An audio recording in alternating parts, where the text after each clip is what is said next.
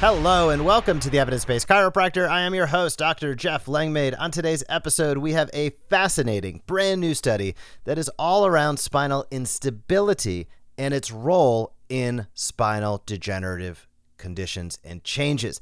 Fascinating study, massive amount of take-home information. We'll dive into it and much more on today's episode. Before we get started, I'll say a few words about Patient Pilot by the Smart Chiropractor. If you're looking to increase your patient reactivations this year, who isn't? Staying top of mind is critical. Automation is the key to consistency. Consistency is the key to success. We help accomplish all of that. We provide you with hot lists for patient recalls so your team's just not blindly calling upon date. We also consistently reach out to your patients, highlight who's clicking, and much, much more. If you'd like to see how we help over 300 docs around the world generate more patient reactivations faster and easier than ever before, head over to and schedule a demo at thesmartchiropractor.com. But as I said at the top, we're talking research today. Fascinating study. The study is actually about fusion surgery without decompression, but it is critical for us to understand the underpinnings of this study so we can head this off before these patients even get towards surgical intervention. So awesome study. I'll drop a link to it in the show notes. The title is Defining Role of Atlantoaxial and Subaxial Spinal Instability in the Pathogenesis of Cervical Spinal Degeneration, Experienced with Only Fixation Without Any Decompression as Treatment in 374 cases over 10 years. So a very long study, 10 years, hundreds of patients. And basically what they're looking at is when a patient has, so I'll say it in my terms, they had patients go through fusion surgery, fixation surgery without any decompression. That means without any laminotomy, laminectomy, foraminotomy, no discectomy, none of that. Just strictly the fusion to correct the instability. And they analyzed the results of that. From that, now you can reverse engineer. Well, how are these playing together? Is this instability that leads to degenerative changes? Is it degenerative changes that leads to instability? And with that, I can tell you, I learned a lot in this study, and I hope you learn a few things as well. So for many, many moons, decades, we've looked at degenerative alterations of the disc with really as it's a pathology, that there could be age-related items, and that it's the degenerative change of the disc that ultimately begin the process of spinal degeneration. Well, about a decade and a half ago, the researchers that now have this study proposed an alternate concept that what they call vertical, quote unquote, spinal instability is actually the primary pathogenic issue in the initiation, development, and progression of degenerative spinal disease. How did they come to this? They looked at the standing posture, and they highlighted a few things I thought were really, really interesting. When we're in a standing posture, extension of the spine is the active muscle movement, while flexion is actually a passive movement. And the way or lens that they look at this through is we have a lot of posterior musculature. There's no question about that. We don't have as much anterior musculature, specifically related to spinal movement. As a matter of fact, there's only a very small amount of muscles that work around the intervertebral disc and or the vertebral body. So they speculate that the intervertebral disc is actually the brain, quote unquote, of spinal movement, while the brawn is the muscles. So acute or long-standing weakness of the muscles on the posterior chain of the neck can be due to a variety of causes, right? We see these all day, every day. Injury, misuse, disuse, lack of proper care, not using them enough. And all of that can result in alterations, changes, influence the facet joints. And the facet joints are key here because when the facet articulation becomes unstable, that is when we see joint space start to become reduced and a listhesis take place, that offset. So whether it is an anterolisthesis, whether it's a retrolisthesis, forward or back, the facets have to be involved because they are a stabilizing component of the vertebral motion unit. So they go deeper in this study in and around the facets because of the differing orientations of the facets, oblique versus more horizontal in the cervical and lumbar spine. And that in the cervical spine, this is sort of a unique case because basically they say there can be some false positives here. So vertebral facet instability can be missed sometimes on imaging. Now, the really interesting point that they highlight is the secondary, air quotes, alterations. Now, these secondary alterations are going to sound like primary alterations to probably you because they did to me. They highlight secondary alterations as reduction in disc space, reduction in interfacet spaces, bulging of the disc, buckling of the intervertebral ligaments, osteophyte formation, evidence of bone fusion. You and I look at images all the time, and I view those as primary items when this study was saying they might be secondary to the instability. And that is a massive shift in how I have considered a spinal motor unit. These alterations, of course, can result in a plethora of stenosis, right? You can end up with foraminal stenosis. You can end up with spinal stenosis. You can end up with lateral recess stenosis. Anytime you see facet space crunch down, disc space decrease, osteophyte formation, all of it can result in compressive pathology. And listhesis or movement is a really critical component of this. And we'll talk about why.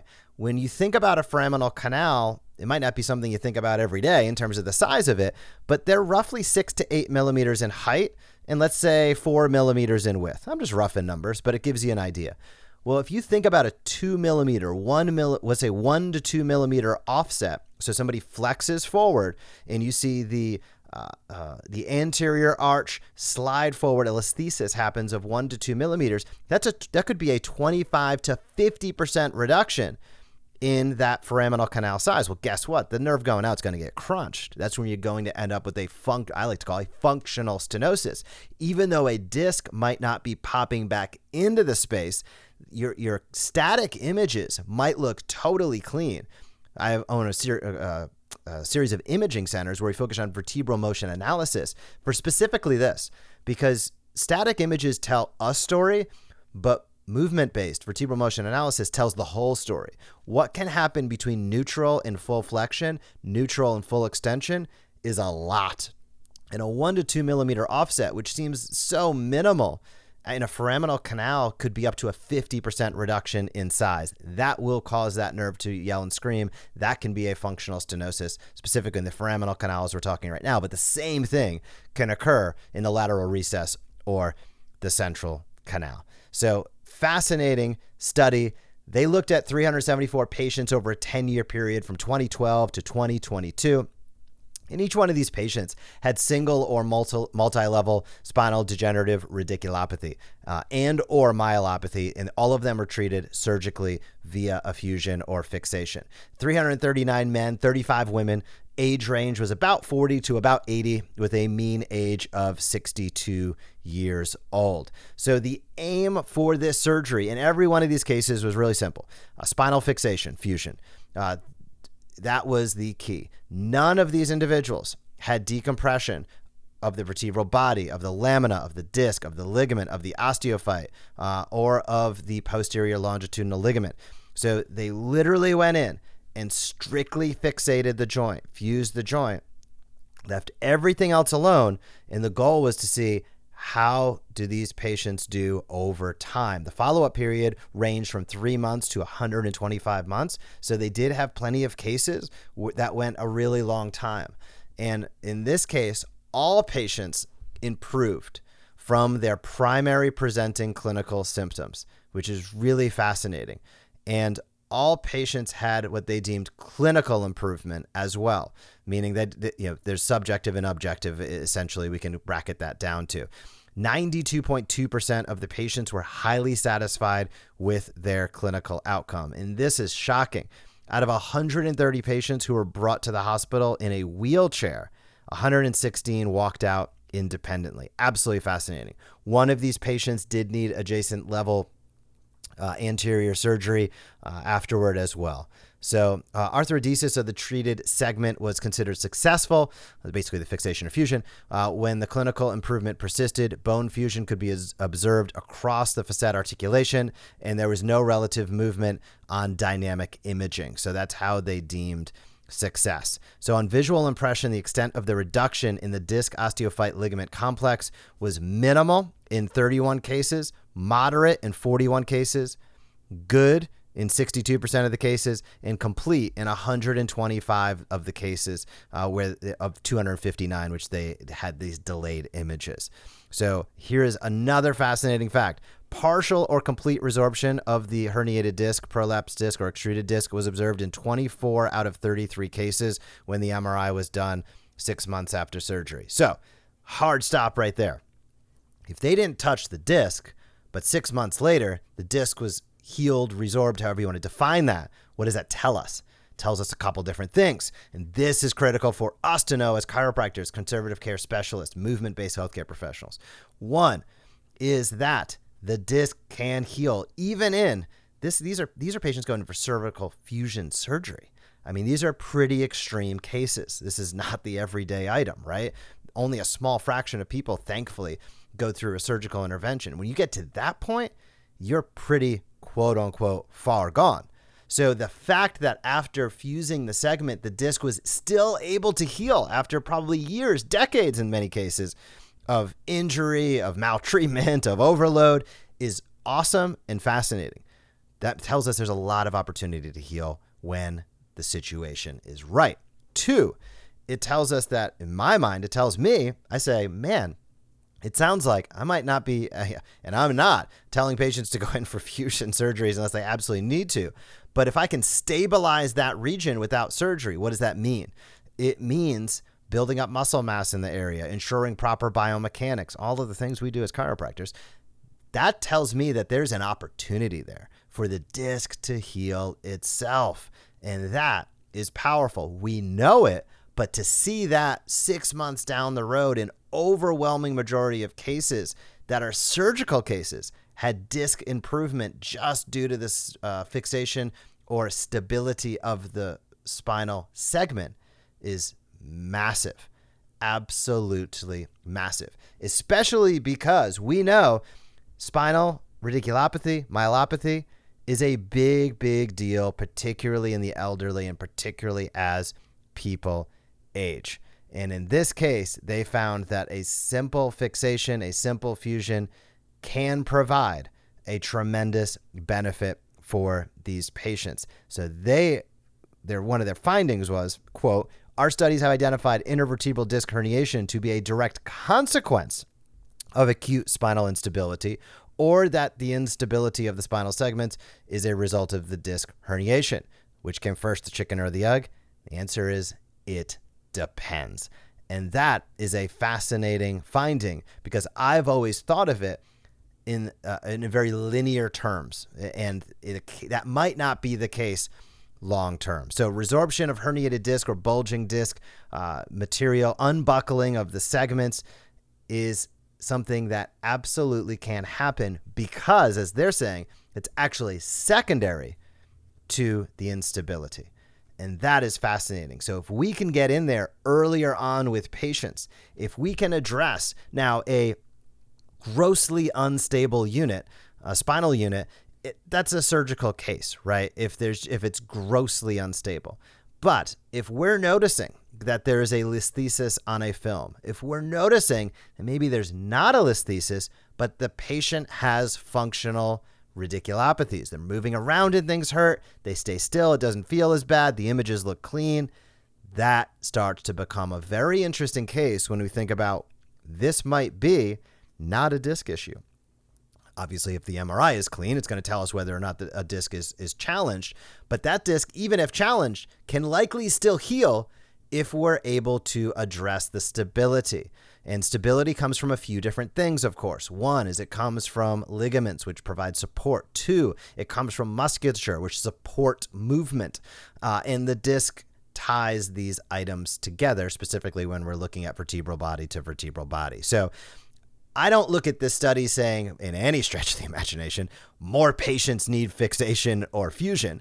I look at this study and say, what if we're able to get in and address some of these instabilities earlier on in the process, before it becomes a gross instability, but when it is earlier on, before it gets to the point of potentially needing a surgical intervention.